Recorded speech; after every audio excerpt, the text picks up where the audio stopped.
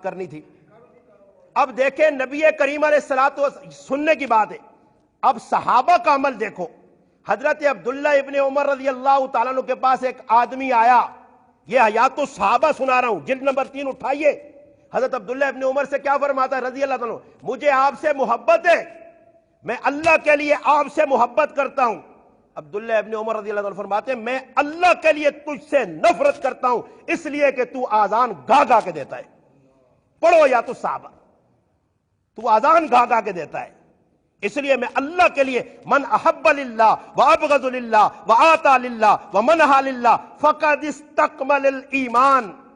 ایمان ایسے نہیں ہے مذاق بنائی ہوئی ہم نے جی. آذان جس کی مرضی آ کے بھائی وضو ہے یا نہیں ہے, وضو کا طریقہ پتہ نہیں, بتا اللہ معاف کرے ایسے ہی آ کے اذان پہ کھڑے ہو گئے, پتہ نہیں ہے سورے لگا رہے ہیں اذان میں.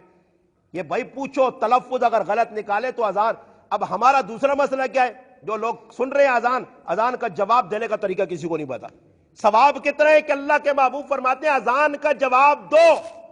جواب کے بعد اگر تم رضیت باللہ ربا وبالاسلام دینا وبمحمد نبیا صلی اللہ علیہ وسلم یہ پڑھ لو. چوتھا کلمہ لا الہ الا اللہ وحدہ لا شریک لہ لہ الملک ولہ الحمد, یہ کلمہ پڑھ لو. اللہم رب ہذہ الدعوۃ التامہ, یہ پڑھ لو. مجھ پر درود پڑھ لو. 2 فائدے بتائے, فرمایا ایک میرا رب پچھلے سارے گناہ معاف کرے گا, دوسرا تم پر جنت واجب ہوگی.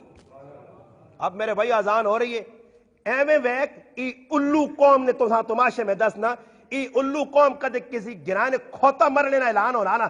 چپ کرو اعلان پہ ہونا, کھوتا پاوے مر گیا, ان اعلان سننا کن لا کے بچہ چپ کرنا ہوئے محنہ نہیں ہے. تے کدے بانگ پہ ہونی تے بیبی بھی پہ گلا کرنی ہے, لالا بھی پہ گلا کرنا, تے گپے پہ لگنی ہیں. آذان نہیں قدر و قیمت نہیں کہ آذان پہ ہونی ہے اللہ نہ نام پہ بلند ہونا. علماء نے لکھا ہے آذان ہو تلاوت قرآن مؤخر کر دو. اگر آذان ہو رہی ہے استنجا خانے جا رہے ہو رک جاؤ, آذان ہو جائے پھر استنجے میں جاؤ. آج میرے بھائی ہمیں پتہ نہیں آذان ہو رہی ہے, گپے ہانک رہے ہیں, اعلان ہو رہا ہے. میں یہ اس لیے کہتا ہوں کہ نماز